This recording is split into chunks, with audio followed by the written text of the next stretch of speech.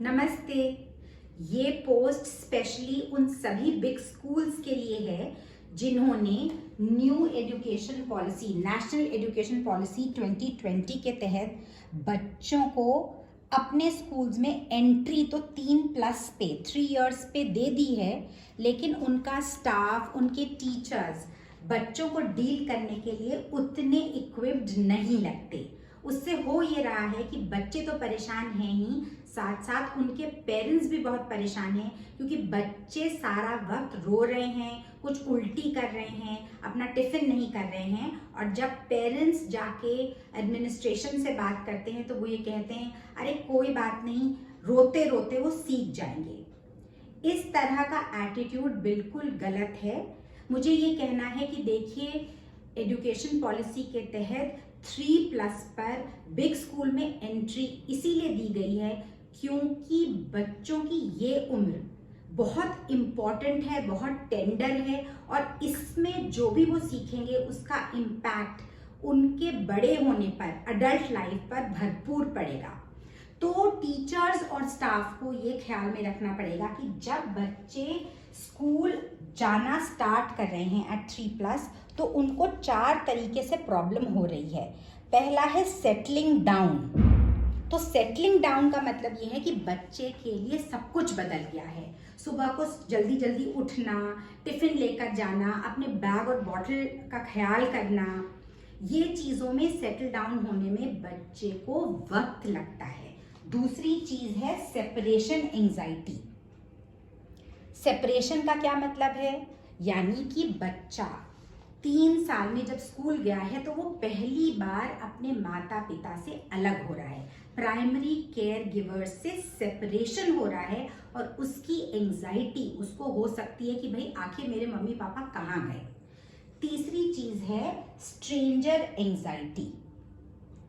तो जब बच्चा पहली बार स्कूल जा रहा है तो सब कुछ स्ट्रेंजर है, मतलब everyone is a stranger. Teacher stranger हैं, एनवायरनमेंट स्ट्रेंजर है, पेड़ पौधे भी अलग हैं, घर का माहौल नहीं है, स्टाफ के बारे में उसको नहीं पता कि हम किससे बात कर सकते हैं, किससे कह सकते हैं, आसपास का जो फ्रेंड सर्कल है, जो पीयर ग्रुप है, वो भी फर्क है। तो इससे बच्चे को एक स्ट्रेंजर एंजाइटी का सामना करना पड़ता है।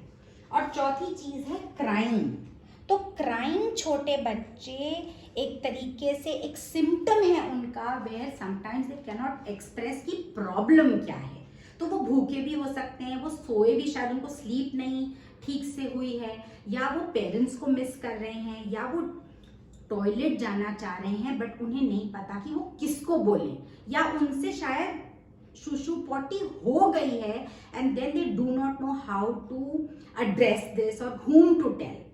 तो मेरा बहुत बहुत रिक्वेस्ट है सारे बिग स्कूल के टीचर्स से, उनके स्टाफ से, कि इसका एक ओरिएंटेशन प्रोग्राम हम सभी को करना चाहिए, where we need to understand कि छोटे बच्चे के नीड्स क्या हैं, और सबसे शुरू में पहले 4 हफ्ते में भी 8 हफ्ते अगर लगे तो भी बच्चे को सेटलिंग डाउन कराना हमारी जिम्मेदारी है।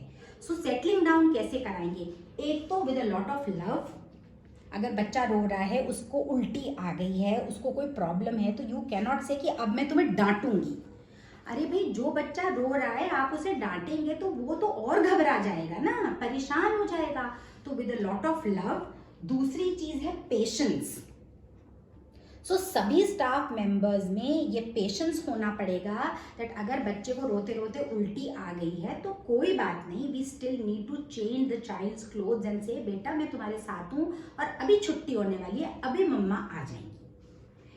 कंपैशन और एम्पथी टू अंडरस्टैंड कि बच्चा कैसा फील कर रहा है। वो छोटा है, नन्हा है, टेंडर एज है उसकी, वो घर से पहली बार बाहर आया है, सब कुछ नया है, सब कुछ बड़ा है।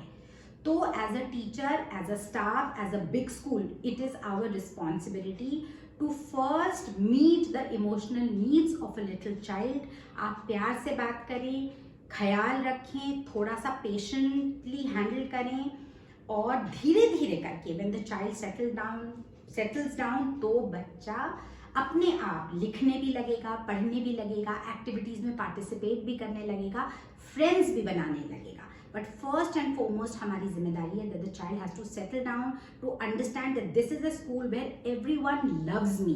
तो एक फियर, एक डर, एक एंजाइटी, एक परेशानी बच्चे को ना हो, ये हमारी जिम्मेदारी है। और तभी जो ये न्यू एजुकेशन पॉलिसी 2020 है, इसका गोल अर्ली एजुकेशन का जो लर्निंग है उसे हम सब मिलकर पूरा कर पाएंगे।